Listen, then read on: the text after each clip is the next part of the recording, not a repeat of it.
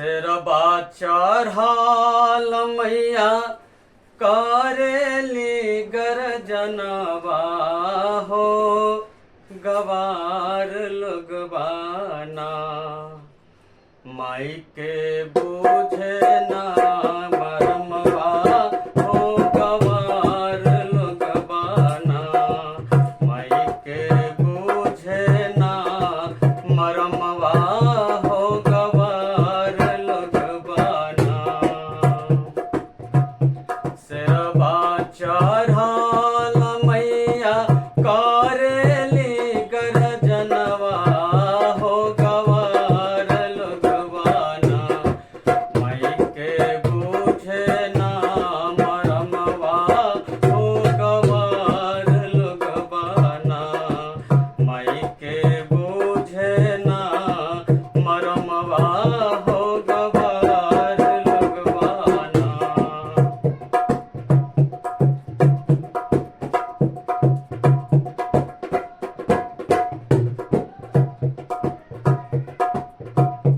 एकता मरम बुझले मलिया के बेटवा हो कि फुलवा होले हलेना एकता मरम बुझले मलिया के बेटवा हो कि फुलवा होले हलेना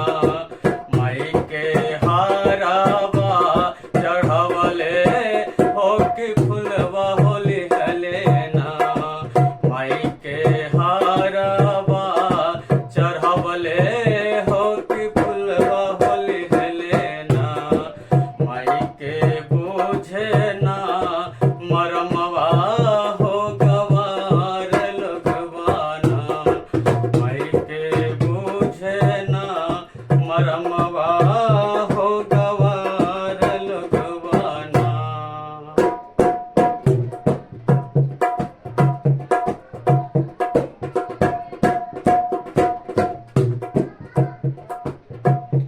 दोसरा माराम बुझले अहिरा के बेटवा हो कि दूधवा होले हलेना दोसरे माराम बुझले अहिरा के बेटवा हो कि दूधवा होले हलेना माई के खीरावा चढ़वले हो कि दूधवा होले हलेना कि माई के खीरावा चढ़वले हो कि दूधवा होले हलेना माई के बूझे ना मरमवा हो गवार लोगवाना। शेरबा चढ़ाल मैया करेली गरजनवा हो गवार लोगवाना माई के बूझे ना मरमवा हो गवार लोगवाना कि माई के बूझे ना मरमवा हो गवार लोगवाना।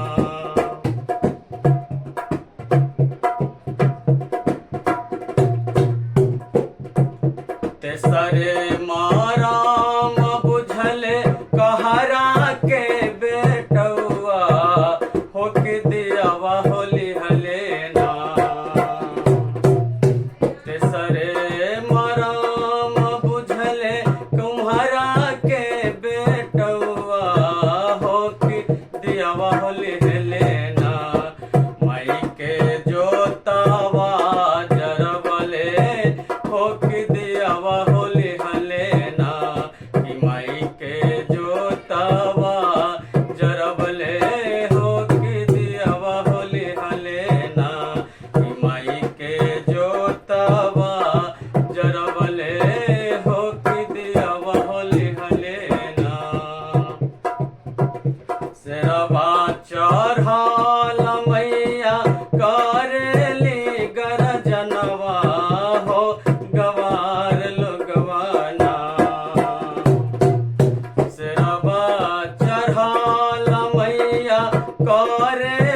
जिगर